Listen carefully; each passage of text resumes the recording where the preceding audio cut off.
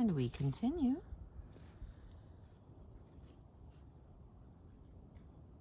The other voices said other things.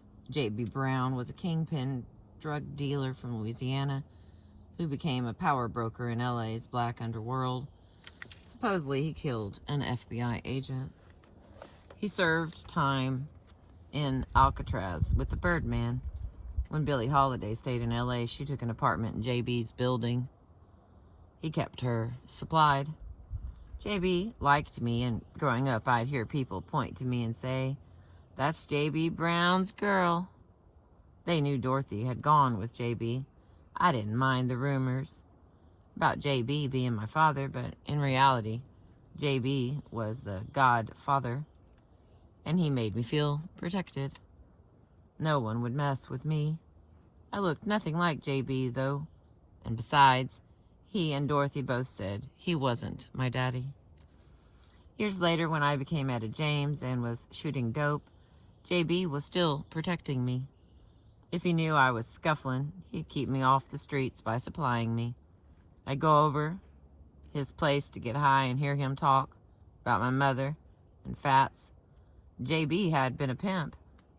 At one time, he had 2 white girls and Dorothy. Dorothy was madly in love with JB, but Dorothy wasn't tricking for him. She was stealing. "Your mama was no whore," he'd say. "She was a thief, a sneak thief." Because she was so beautiful, she was the catch. When she played cards, for example, she'd slowly cross her legs or spread her thighs until the men at the table were so distracted she and her partners could rip them off.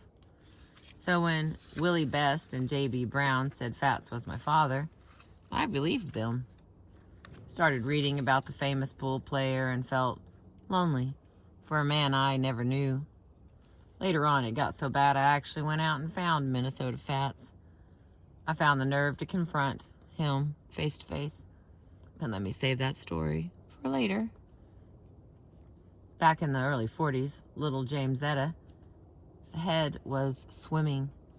Early on, different people were telling different stories about whose child I really was. I called Jesse Rogers Daddy, and his nieces and nephews would tell me, "Aunt Lulu's not your real mother, but Uncle Jesse's your real father." Mama Lou would tell me, "No, he loves you like a father, but we don't know who your father is." After being gone for 2 or 3 months, Dorothy would appear out of nowhere. I'd hear a tap at the door and look through the blinds and see those eyes. Dorothy's eyes, all painted up. I'd see her big red lips and my heart would start pounding. It was the Midnight Lady, the Mystery Lady, with smoke from a Pall Mall curling from the end of a long black holder. She'd make her grand entrance. Sweeping through the door, she'd head straight for the washroom, me hurrying behind like a curious kitten. "Come out of there," Mama Lou would yell, "and leave your mother alone." But I wouldn't budge. I was fascinated. Dorothy would take off her trench coat and be wearing a draped dress, looking like Lena Horne in Cabin in the Sky.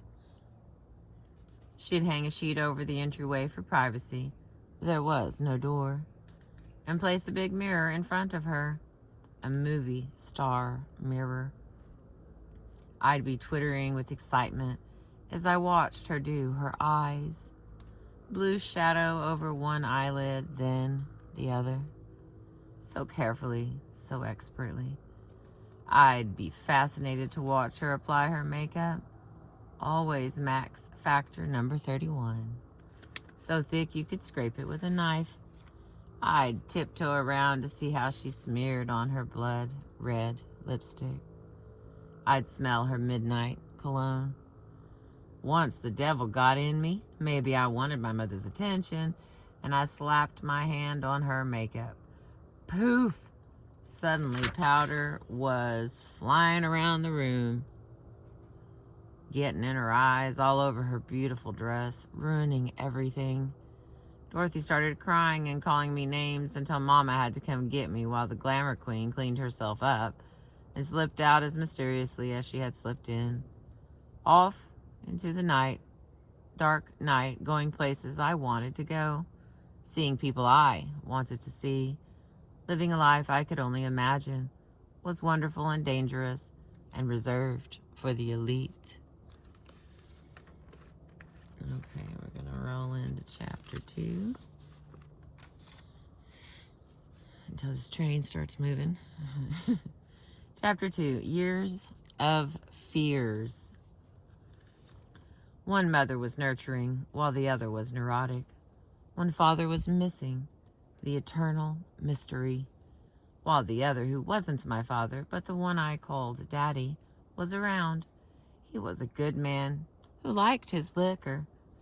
Jesse Rogers, nicknamed Sarge, was the epitome of the big, light-skinned, freckle-faced top sergeant in the Army.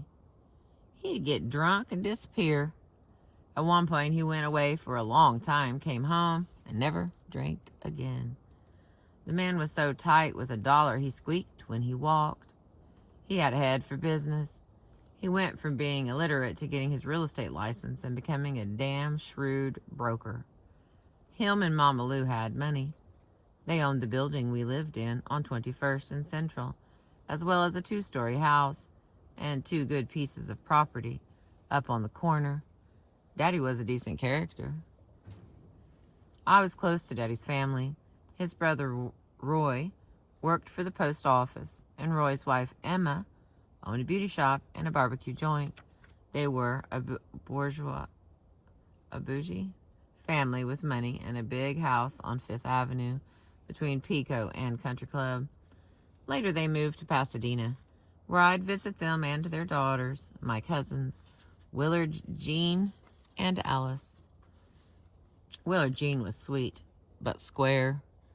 Alice was my age and animated like crazy. Aunt Emma and Uncle Roy weren't as strict as Lula and Jessie, so I'd get to smear on lipstick. We'd throw mud pies, get into all sorts of trouble.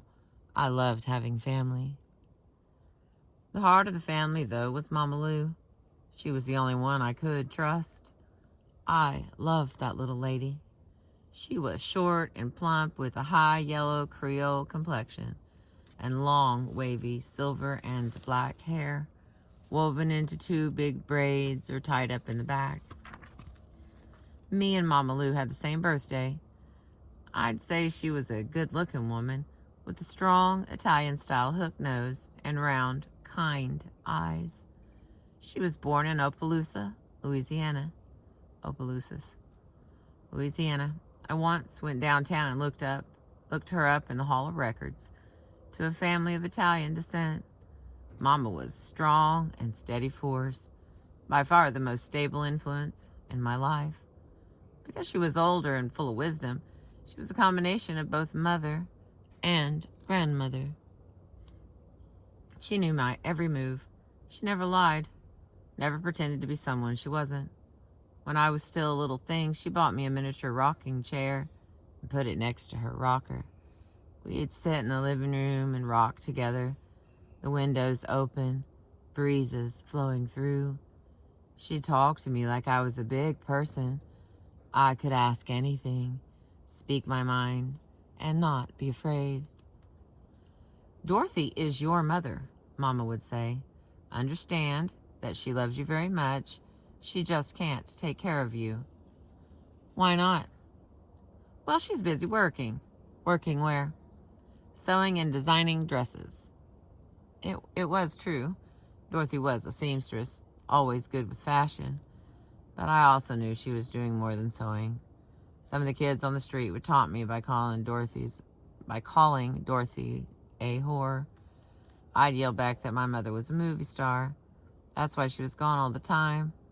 Mama Lou would back me up. Your mother's not a prostitute, she'd insist. She just goes with different sorts of people. Mama was smart enough to know that no child wants to hold a bad image of her mother. Dorothy loves you, she would always tell me. Dorothy cares about you. At the same time, Mama protected me, especially against Dorothy. She had warned me never to get into a car with a stranger, even if Dorothy was with the stranger, even if my Aunt Cosetta or my Uncle Robert, especially Uncle Robert, was in the car. Robert, Mama would explain to me, is a big guy with a great big head. Don't go anywhere with your Uncle Robert. Robert was crazy. He wound up dying in an asylum. From what Cozy told me, craziness ran in the family. Their mother's name was Letty Leatherwood, and she was a full-range woman. She went from Omaha, Nebraska, to Kansas City, Missouri, where she had her first child, Uncle Herman, with an Italian gangster. Herman looked white as chalk. Raised by a foster Italian family, he turned out to be a genius with numbers, also a genius at chess. Went to Harvard and landed in prison for extorting banks and old women. He could play anybody for anything.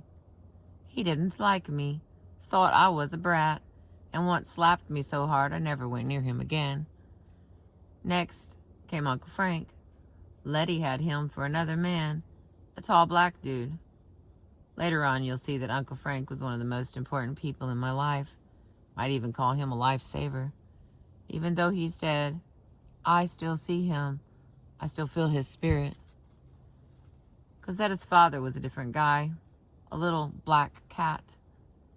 Then with a dude named Bob Hawkins, Letty had 3 other kids, Robert, Dorothy, and Yvonne, who was the lost child and wound up, at least this is what I heard, as a nurse in Kansas City. I also heard about Hawkins, my maternal grandfather in the 50s, when I was singing on the road. We were in Omaha, staying in a rooming house because there were no motels for blacks. Dorothy was with me. She mentioned how she came from around there and that her father's name was Hawkins. "You don't mean the hawk, do you?" the landlady asked. "Why, he died in the insane asylum. Lived there the last 30 years of his life." All this insanity has made me wonder whether craziness was in my blood. Cozy got out early, but Robert and Dorothy grew up in an orphanage. Just as Dorothy couldn't care for me, Letty couldn't care for her. Frank was the most self-sufficient. He worked at Civilian Conservation Corps camps. The others scrambled. When my grandmother Letty died, must have been around 1931, Dorothy was only 10. Cozy wouldn't come back for the funeral, so Dorothy ran out of the orphanage to her older sister in L.A. Dorothy was filled with fears. Even though I didn't see her very often, when she did show up, she brought her fears with her. Her first and worst fear was child molestation. Aunt Cozy told me Dorothy had had bad experiences as a young girl. Bad people had messed with her. That might have messed up Dorothy for life. The obsession never lifted. Her warnings and worrying never stopped. Don't go near him. Don't go near her. Don't go near anyone. She tried to slap the fears she felt for herself on me.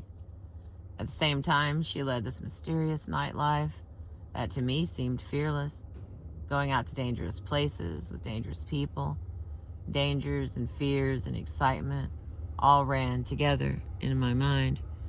Here comes the train. I can't wait for it to pass and keep going.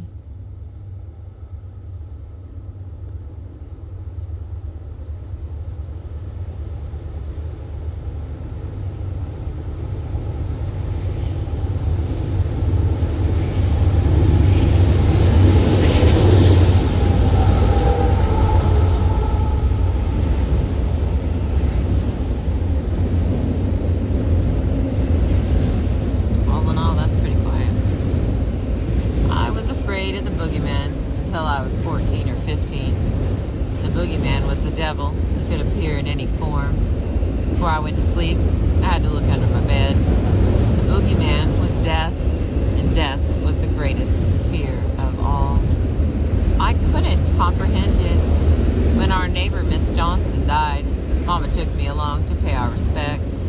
And there she was, all stiff in her coffin. Back home, sitting in our rocking chairs, the questions poured out of me. Where do we go when we die, Mama? Miss Johnson's gone to heaven. That did make me feel a little bit better, but I still wasn't sure. Didn't know whether to believe Mama. Death just seemed like nothing, emptiness, a free fall into a dark hole. Because Mama had health problems. She'd sometimes talk about her own death. While putting me to sleep, she'd say, "When I die, James Etta, I want you to be a good girl. I want you to remember me." "No, you'll never die," I'd start screaming, knowing I'd be lost without Mama Lou. "Never, never, never die. Tell me you won't, promise." "I have to die, honey. We all do. And I'd rather talk about it now, so later you'll understand."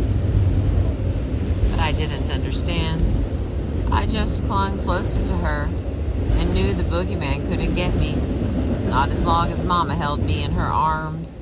Not as long as I didn't think about the little girl who had been cut up and stuffed in a trunk, only a block away from our house, the one crime that freaked me out when I was still very young.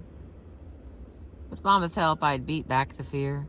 For long periods of time, I lived the life of a normal child. I was a good little athlete, a tomboy, a champ at volleyball and tetherball, leader at the school square dance, a terror on roller skates, no slouch at baseball, and a race you into the ground bicycle fiend. You might look at me and say, "Hey, there's a happy kid, little hyper, little rambunctious, but happy all the same." And so there I was, humming along, when suddenly Dorothy would pop out of the blue, snatch me up, and take me along on one of her lost weekends. It was sometimes months since I'd seen her last, maybe a year. She'd say she'd been living out of town. We'd go to some dingy furnished room on 42nd and Main with no radio, no phone, no food. There'd be nothing for me to do. She'd go out and leave me alone, and being curious, I'd rummage through the drawers. I'd find lots of purses, which let me know that she was living there permanently, right in LA, never bothering to come visit me. I'd get hungry. With 50 cents I found in her purse, I'd be ready to run out to the grocery store to buy some cookies when Dorothy would appear at the door. She'd look at my little fist all tightened around the coin. "What do you have there?" she'd want to know. She'd pry open my hand, take the money, and say, "That's my cigarette change." That night, she'd go through the ritual of getting dressed, brushing her perfect pearl white teeth, applying her makeup, slipping into a close, clinging black silk dress. She'd say she was going to the fights. I wouldn't want her to leave. I'd throw a tantrum, falling on the floor and holding my breath until I turned blue in the face. When I was a kid and didn't get my way, I'd throw fits like that all the time. It'd make no difference. Dorothy was aloof, dabbing that Billie Holiday perfume behind her ears, along her neck and down her cleavage. But I'd start screaming so loud she couldn't leave. She'd hang around, though. I knew the minute I fell asleep, she'd slip out. To keep her there, I'd tie a string around the big diamond ring she wore on her right hand and hold the string in my hand. Clutch it so hard my fingers would hurt. In my little girl's mind, the string would keep her close to me, prevent her from running off into the night. Or if she did leave, the pull of the string would wake me up and I'd get to go with her. But when morning came, the string was on the floor and Dorothy was gone. I'd start crying. Hungry and afraid that Dorothy would never come back, that no one would ever find me in this god-awful furnished room. I'd scream and holler until I heard what seemed the most beautiful sound in the world. "Yoo-hoo! Oh, James Etta, yoo-hoo! Mama Lou!" I'd look out the window and there she'd be, wearing an old woman's shawl with her big fat braids hanging down. I was thrilled. I was saved. That little lady had walked all the way over here. Don't ask me how she always knew where I was. Don't ask me how she found me. But she did. and I'd nearly break down the door as I ran out on the street, straight into her arms, crying like I was dying. On one of these occasions, just as we were ready to head home, Dorothy showed up, disheveled from her long night, but looking fine just the same. "Well, Dorothy," said Mama, "you've done it again. You've scared the wits out of this poor child." "I don't want to go with Dorothy no more," I blurted out. "I don't want to like Dorothy. I hate Dorothy." "That's 'cause you always wanted a big, high, yellow mama," Dorothy snapped back. "I was too dark for you."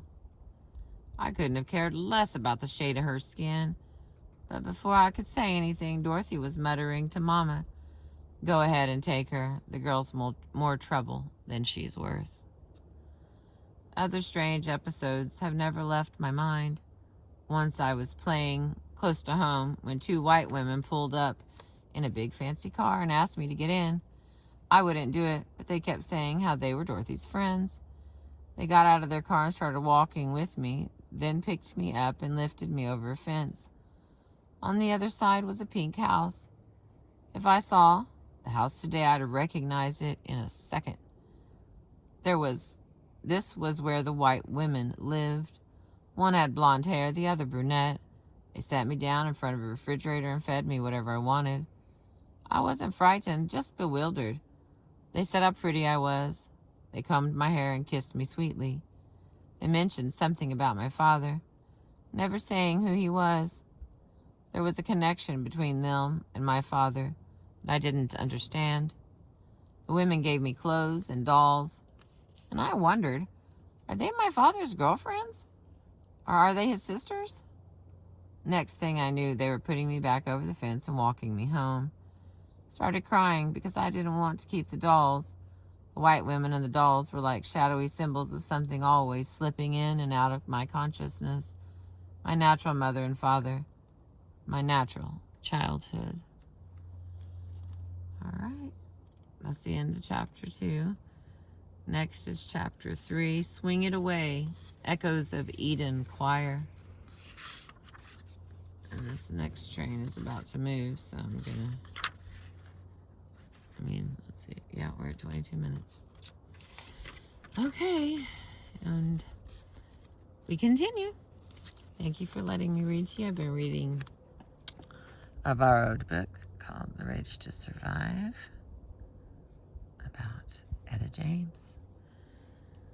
We finished chapter 2. I'll see you again soon. Thank you for being with me. I appreciate you.